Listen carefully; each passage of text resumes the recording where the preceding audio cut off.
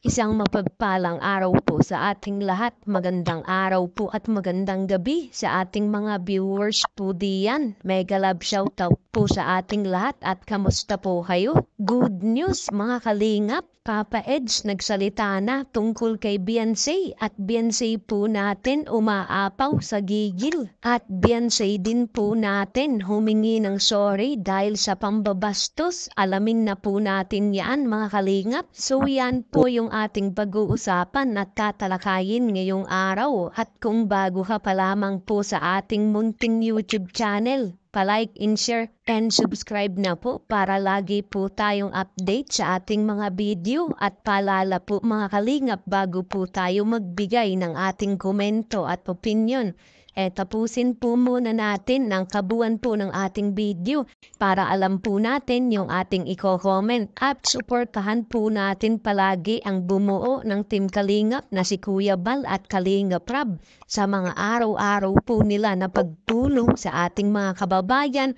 Lagi po nating i-marathon kasi nakikita naman po natin mga kalingap na kahit napakainit o umuulan at bumabagyo naandyan pa rin po sila handang tumulong. Kaya lagi po nating suportahan palagi ang Team Kalingap. At so yun po mga kalingap, sa kabilang dako naman po tayo. Mapunta po tayo dito kay Papa Edge. Good news, nagsalita na nga po tungkol kay Beyonce. Saan naman po kaya itong sinasabi po ni Papa Edge at Beyonce po natin umaapaw po sa gigil.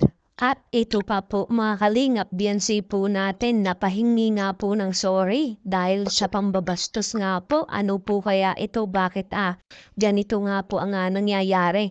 Pero bago po natin pag-usapan yan mga kalingap pag-usapan po muna natin ang mga issue nga po ngayon. Ayun nga po, syempre kita naman po natin yung issue nga po ngayon pagdating po dito sa pamilya po ni Beyonce na ayaw po muna na ipa-vlog po. Pero ngayon po mga kalingap, nakita po natin na nag-upload na po at talagang hindi papayag po si Kalingap Rab at si Kuya Bal na hindi po natin makikita. Kasi mga kalingap, marami po ang magre-reklamo katulad po ng ating mga viewers na syempre gusto rin pong makita palagi po si Beyonce at ganun din po si Papa Eds, lalo na po mga kalingap sa kanilang alab team na talagang marami po ang nagpapasaya at makita po yung ngiti po ni Beyonce. Grabe mga kalingap no, talagang napamahal na tayo sa EDC, lalong-lalo na po sa mga nakakasubaybay po diyan pagdating po sa pamilya po ni Beyonce at ganun din po sa mga plano o mga business po ni Beyonce talagang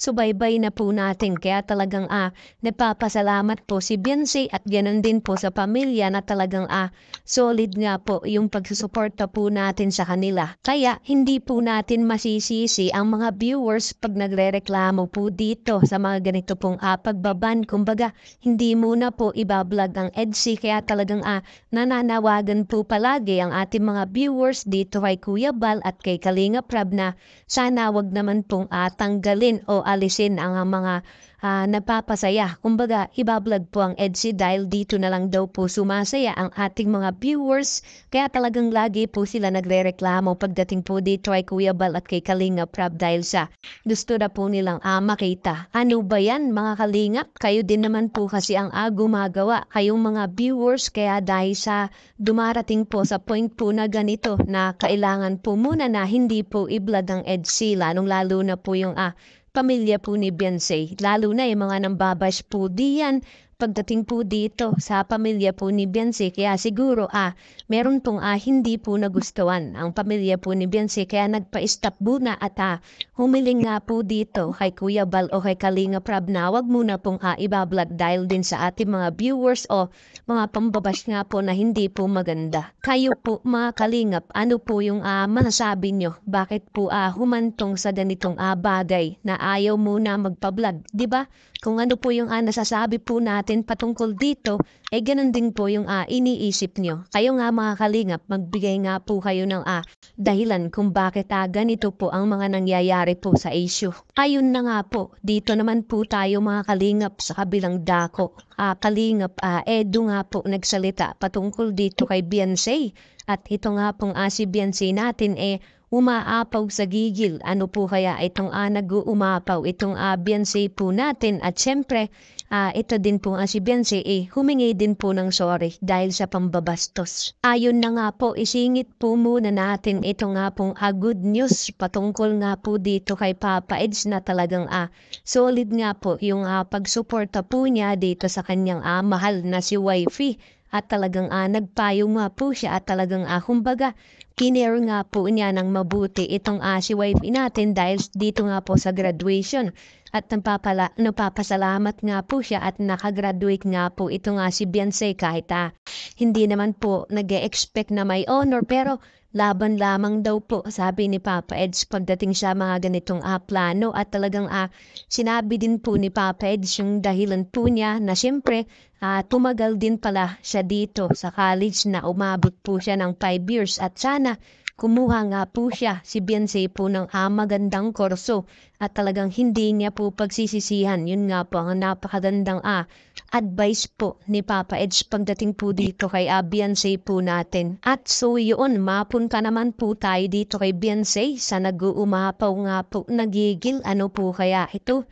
Meron nga po ngayon na talagang trending nga po dahil si Beyonce nga po ay talagang sumagot na o napa-comment nga po dito sa isa nga pong basher na ang hinahanap lamang daw po o tinutulungan ni Kalingap Rab ito lamang daw pong magaganda. Grabe, naging palaban po talaga si Beyonce po dito sa kanyang komento.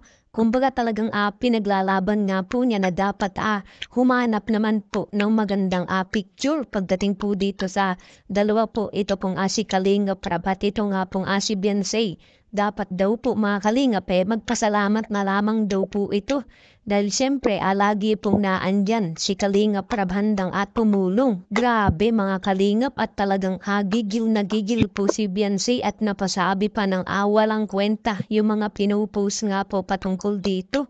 At siyempre mga Kalingap naiisip naman po natin yung mindset po dito ni Beyonce na talagang hindi po niya nagustuhan yung ganitong pagpo-post po na talagang nakukonsider lamang po mga Kalingap na ganda lamang po ang tinutulungan ni Kalingap Rab dahil pag para sa kanya mga Kalingap hindi naman po ganun ang hanap po ni Kalingap Rab dahil kumbaga kung nasubaybayan po niya ito nga pong nag-post po na to kung sino po yung mga tinutulungan dahil nakita naman po natin na wala pong pinipili si Kalingap Rab kahit malayo man o mahirap man yung daanan basta makatulong po si Kalingap Rab. Yun nga po yung gustong iparating ni Beyonce po dito sa kanyang komento.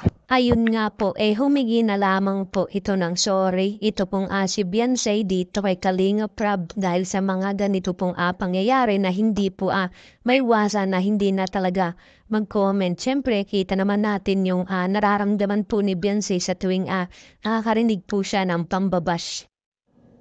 At yun na guys, ang nangyari sa EDC guys, no? Hanggang dito na lang ang ating reaction video ngayong araw na to guys, no?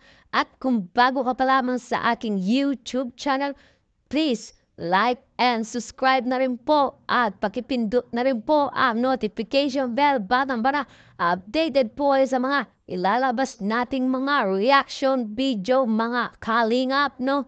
At supportaan po natin ang buong Kalingap na si Kuya Balsads Matubang, Ate Ana Vlogs, Kalingap Rab, at buong Kalingap team at mga Kalingap Reactor guys, no? Hanggang dito na lang ang ating reaction video. Maraming salamat sa panonood.